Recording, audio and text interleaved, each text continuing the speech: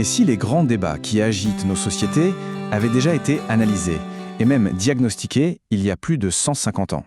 C'est l'idée un peu folle qu'on explore aujourd'hui à travers la pensée d'un économiste du 19e siècle dont les écrits sont, vous allez le voir, d'une actualité assez déconcertante. C'est une question qui est vraiment au cœur de notre quotidien, pas vrai? Qu'il s'agisse d'une crise économique, d'une difficulté personnelle, notre premier réflexe, c'est souvent de se tourner vers l'État. Mais au fond, pourquoi cette attente est-elle devenue si naturelle, presque un automatisme? L'essai qui a inspiré cette analyse utilise un mot assez fort, une maladie. Une maladie étatiste dont les symptômes auraient été décrits bien avant nous.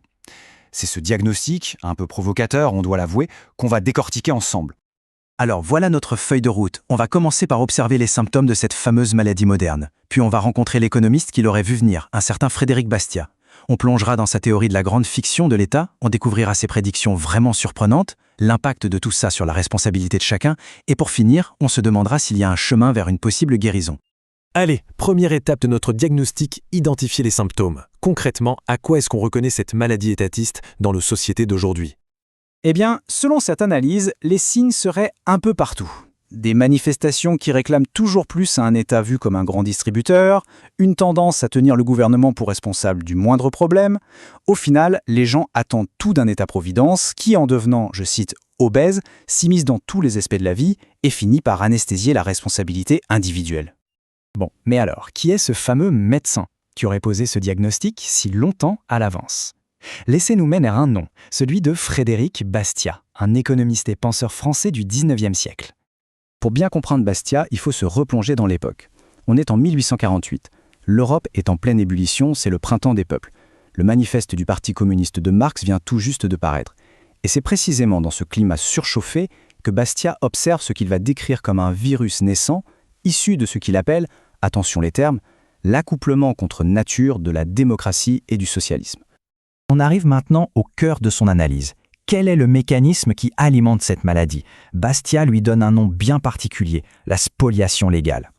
Alors, la spoliation légale, qu'est-ce que ça veut dire? Pour Bastiat, c'est très simple. C'est le moment où la loi, au lieu de protéger la propriété de tout le monde, est détournée pour prendre à certains afin de donner à d'autres. En gros, la loi devient une sorte d'outil que chaque groupe social essaye de s'approprier pour servir ses propres intérêts. Et cette citation de Bastiat, elle est géniale pour comprendre la psychologie derrière tout ça. C'est un peu comme si on se disait « Bon, je n'oserais jamais aller prendre directement dans la poche de mon voisin, c'est mal.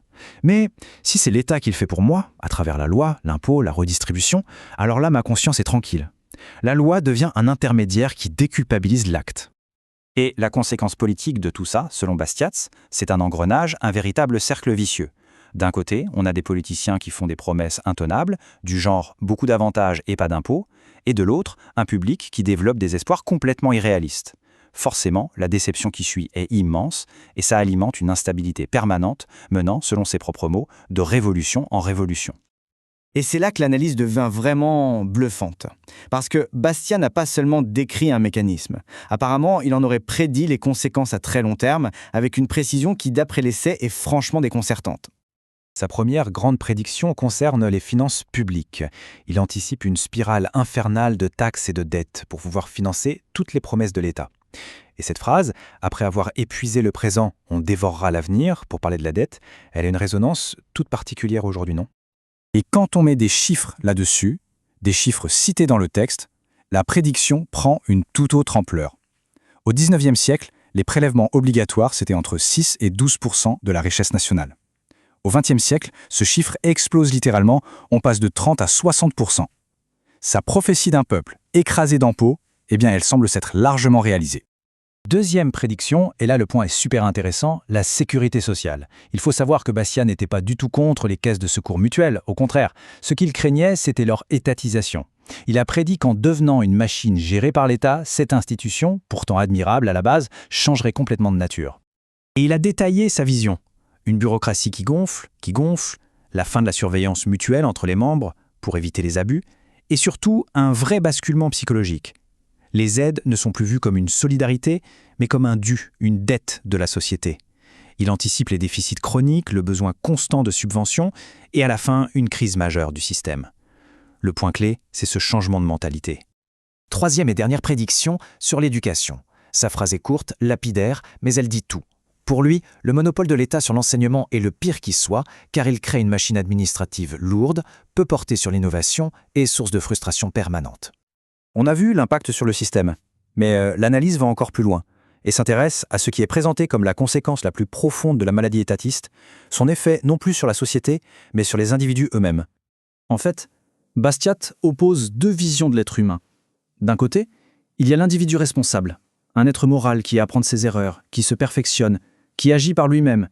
Et de l'autre, l'individu assisté par un État omniprésent qui devient passif, inerte, une simple unité dans un troupeau qui attend que tout vienne d'en haut. Pour Bastiat, c'est cette responsabilité qui fait la dignité humaine. Bon, face à ce tableau, disons-le, assez sombre, est-ce qu'il y a une porte de sortie, un remède? La dernière partie de l'essai esquisse une piste, une voie vers ce que l'auteur appelle la guérison. La solution proposée ici n'est pas un simple retour en arrière, mais plutôt un changement complet de paradigme. La première étape, ce serait de rejeter toute forme de dépendance, que ce soit vis-à-vis de l'État ou même d'un patron.